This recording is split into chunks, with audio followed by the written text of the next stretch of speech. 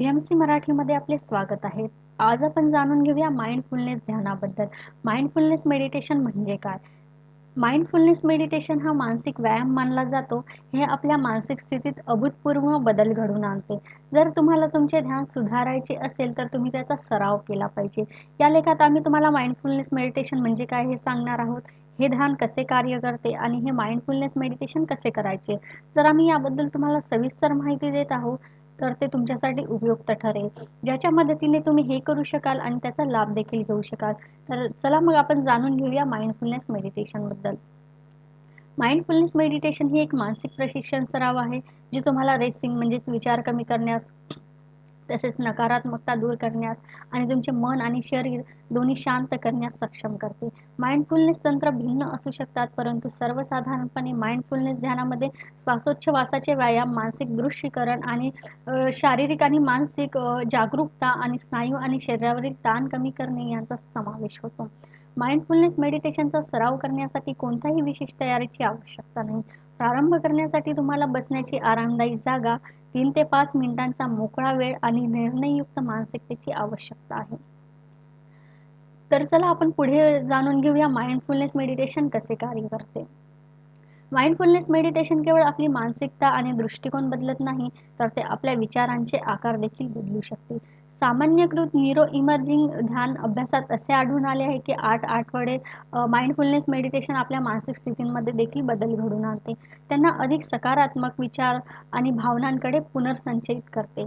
सुरुवातीला ध्यान केल्याने आपल्याला उच्च फ्रिक्वेन्सी मेंदूच्या लहरींपासून कमी वारंवारतेकडे वळता येते, ज्यामुळे मेंदूचे काही भाग सक्रिय होतात. उदाहरणार्थ ते मध्यवर्ती न्यूरोलॉजिकल कनेक्शन कमी करू शकते. भीती, तणाव आणि चिंता यासारखी लक्षणे देखील कमी करू शकते. या बदल्यात ध्यानामुळे मेंदूच्या काही भागांमध्ये नवीन मार्ग तयार होतात, जे लक्ष आणि निर्णय घेण्यासारख्या वैशिष्ट्यांसाठी जबाबदार असतात. माइंडफुलनेस खरोखरच एक मानसिक स्थिती बदलू शकते. एक प्रक्रिया ज्याला न्यूरोप्लास्टिसिटी म्हणतात. संशोधनात असे दिसून आले आहे की मेंदूचे भावनिक नियमन, नियोजन आणि समस्या सोडवण्यासाठी जबाबदार असलेले क्षेत्र, तसेच कॉर्टिकल जाळी म्हणजेच शिकणे आणि स्मरणशक्तीसाठी जे जबाबदार असते, दोन्ही नियमित ध्यानाच्या सरावाने वाढते.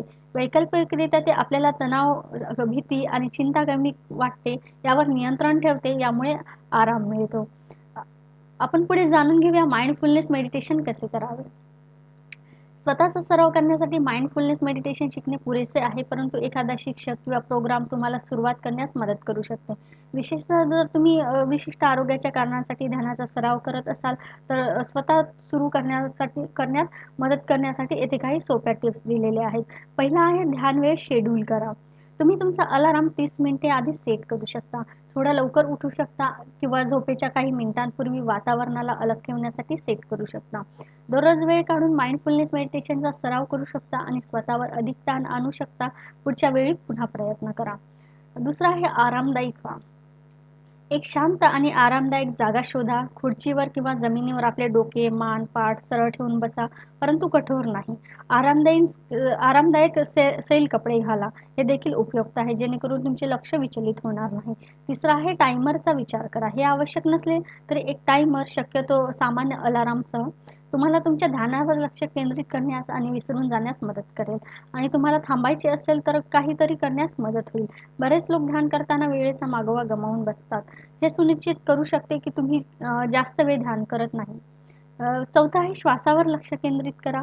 तुम्ही श्वास घेताना तुमच्या शरीराच्या आत आणि बाहेरील संवेदनांसह तुमच्या श्वासावर लक्ष केंद्रित करा. तुमचा श्वास आत आणि बाहेर घ्या आणि तुमच्या नाकातून आणि तोंडातून श्वास घ्या. प्रत्येक श्वास कसा बदलतो आणि वेगळा असतो याकडे लक्ष द्या. पाचवा आहे, जर तुम्हाला तुमच्या विचारांमध्ये हरवलेले दिसले तर तुमचे मन चिंता, भीती, आशेने कुठेतरी गेले आहे हे पहा. निर्णय न घेता फक्त आपल्या श्वासाकडे परत या. जेव्हा हे घडते तेव्हा स्वतःला ताण देऊ नका. माइंडफुलनेस मेडिटेशनचा सराव म्हणजे तुमच्या श्वासावर परावर्तित होणे आणि सध्याच्या स्थितीत परत येणे.